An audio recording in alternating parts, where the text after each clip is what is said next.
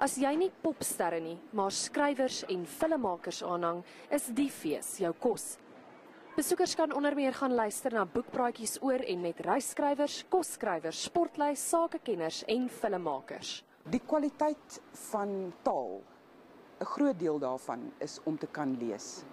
En niemand is ooit te oud of te jonk om dit te begin doen nie. Môreoggend, donderdagoggend, het ons 'n geleentheid by Parkview Barnyard waar daar 30 skrywers gaan wees, waar 'n gemeenskap kan kom skouers skuur en lekker informeel kan gesels met skrywers om hulle ook beter te leer ken. Saterdagoggend gaan skrywer Annemarie Jansen gesels oor haar boek Eugene de Kok, sluipmoordenaar vir die staat.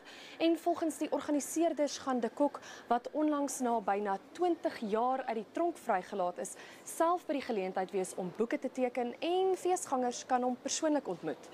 Daniela van Heerden, Unies, Pretoria.